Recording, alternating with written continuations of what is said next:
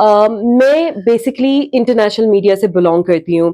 मेरा BBC London से association रहा है।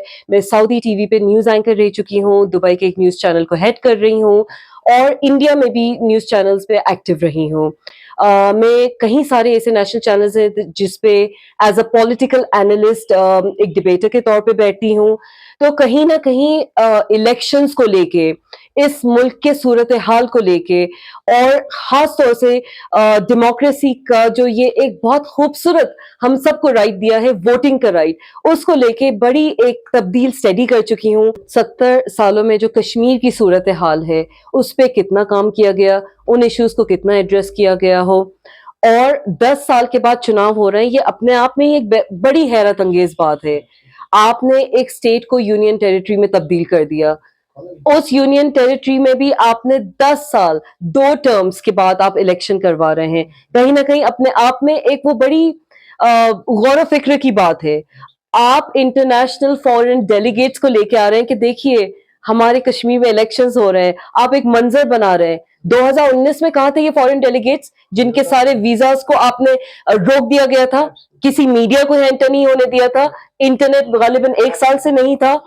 उस वक़्त कहाँ थे ये फॉरेन डेलीगेट्स? सब आप जाके उनको यहाँ पे लेके आते, दिखाते कि ये हो रहा है, हमने कश्मीर में ये तब्दीली ला दी है।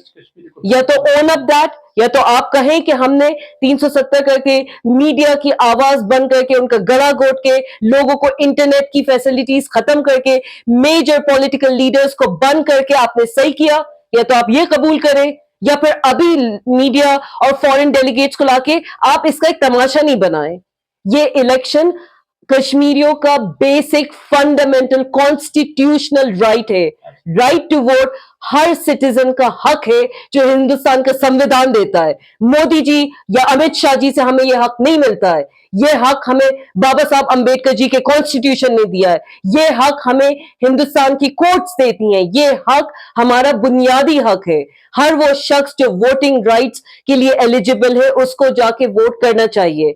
आपने इतने अरसे के बाद यहाँ पे पहले तो इलेक्शंस कराए, उसमें भी आप इस तरह से चाह रहे हो जिस तरह से सजाद जी ने, डॉक्टर सजाद ने इंडिपेंडेंट कैंडिडेट्स की बात करी है, उस तरह की करी, ठीक है। इलेक्शन लड़ना एक सिटीजन जिसके ऊपर कोई मतलब जो एलिजिबल है इलेक्शन लड़ने के लिए, वो लड़ सकता है। But at the end of the day आपका तो यही मंशा है ना, आपकी तो यही कोशिश है कि एक हंग असेंबली हो जाए, कोई एक पार्टी को तादाद में वोट्स नहीं मिले। जम्मू में आप समझते हो कि बीजेपी वालों को ही वोट मिलेगा, आप ही के सारे कैंडिडेट जीत जाएंगे, जबकि ऐसा नहीं है। कश्मीरी पंडित भी उतने ही परेशान है जितना एक कश्मीरी मुसलमान परेशान है। काम आपने किसी के लिए नहीं किया है। आप अगर उनको वोट बैंक समझ के, कश्मीरी पंडितों को वोट बैंक समझ के आप चाहते हो कि आप एक मेजॉरिटी में एक पार्टी बना लो, अपनी यहाँ पे सरकार बना लो, आप बहुत बड़ी गलत फहमी में जी रहे हैं। कश्मीरी यूथ एम्पावर्ड है, कश्मीरी वोटर बेवकूफ नहीं है जो आप बनाए रखना चाहते हैं। ये प्रेस कॉन्फ्रेंस पॉलिटिकल है ही नहीं। ये प्रेस कॉन्फ्रेंस कर रहे हैं हम जनता की एक आवाज रखने के लिए, हम जनता की बात रखने के लिए। कश्मीरियों की मन की बात कौन सुनता है? कश्मीरियों की मन की बात कौन आगे रखता है? मीडिया को तो आपने यहाँ पे चुप करके रखा हुआ है। जरा कोई बोल दे। आज मैं नॉन कश्मीरी होके श्रीनगर में ये प्रेस कॉन्फ्रेंस कर रही हूं। मुझे इस बात का कोई भरोसा नहीं कि यहां से निकलने के बाद मैं भी महफूज हूं या नहीं।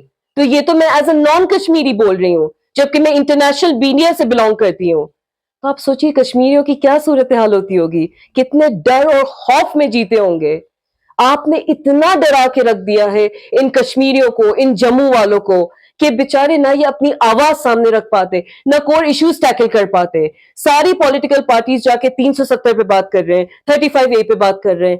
भाई आप बताइए, आप बिजली के लिए क्या कर रहे हैं?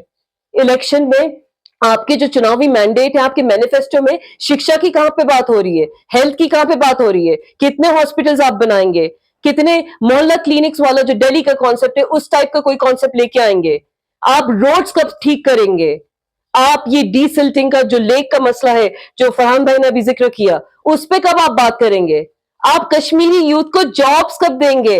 370 हटा के आपका यही मंशा थी कि आप एमएनसीज लेके आएंगे, यही कहा था ना आप लोगों ने। कितनी एमएनसीज आ गई, कितनी जॉब्स क्रिएशन हो गई, कितने यूथ को एम्प्लॉयमेंट आपने दे दी, कितनों को जॉब्स दे दी। जहां पे सरकारी जॉब्स जिनके पास है ना वो खुश है, प्राइवेट जॉब्स तो यहाँ पे बेरली एग्जिस्टेंट है। 3-3 हजार में यहाँ पे लोग महीने पे काम कर रहे हैं। घर कैसे चलेगा? बच्चियों की शादी कैसे होगी? जो यूथ ड्रग्स में आपको ढकेल के आपने उनको डिप्रेशन में लाके रख दिया है, उनकी कौन बात करेगा? What are you even talking about?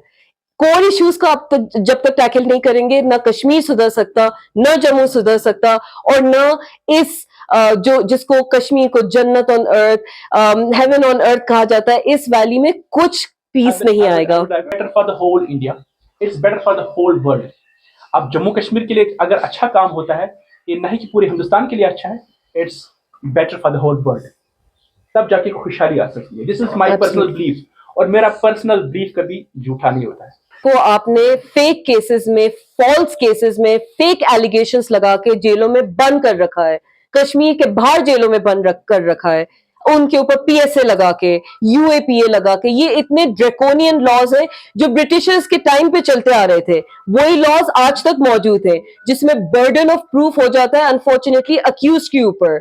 वो किस तरह से अपने आप को बेगुनाह साबित करेगा जब आप उसको कहीं पे अपनी वॉइस आगे रखने की आप उनको परमिशन नहीं देते? यूएपीए इतना खतरनाक, पीएसए इतना ड्रेकोनियन आउटडेटेड लॉ है, ब्रिटिशर्स के टाइम पे होता था। हिंदुस्तानियों को फंसाने के लिए आप उन पे एंटी नेशनल या एंटी ब्रिटिश जो सेंटिमेंट्स रखते थे, उनको फंसाने के लिए आप ये एक्ट्स और लॉज लेके आए थे।